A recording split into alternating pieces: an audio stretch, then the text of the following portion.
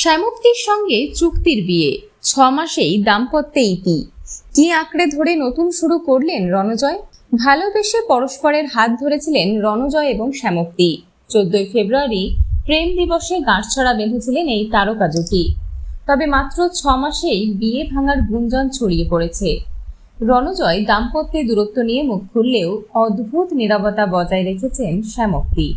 তার কথায় এই নিয়ে কথা বললে নাকি তার ডিগনিটিতে বাঁধবে। দাম্পত্য কলহের মাঝে সিরিয়ালের সেটে অসুস্থ হয়ে পড়েছিলেন রণজয় বিষ্ণু। তবে সম্প্রতি সোশ্যাল মিডিয়ায় নেটিজেনদের একাংশ কটাক্ষ করে বলেছেন রণজয় শ্যামক্তির এই বিয়ে নাকি কন্ট্রাক্ট ম্যারেজ অথবা চুক্তির বিয়ে। এই কটাক্ষ নিয়ে এবার সরব হয়েছেন রণজয়। সম্প্রতি এক সাক্ষাৎকারে সোশ্যাল মিডিয়ায় ওঠা চুক্তির বিয়ের তকমাকে সোজা ব্যাটে উড়িয়ে দিয়েছেন অভিনেতা।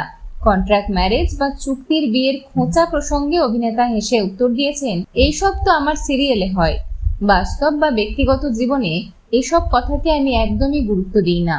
এই অহেতুক জল্পনা ভুলে রণজয়ের বক্তব্য, আমায় তো আমার সংসার চালাতে হবে, নিজের কিছু দায়িত্ব আছে, তাই ভিত্তিহীন কথা ভুলে এখন শুধুই কাজ নিয়ে ভাবছি। বিনোদন জগতের আরো অন্যান্য খবর নিয়ে ফিরছি, জুড়ে থাকুন আমাদের সঙ্গে।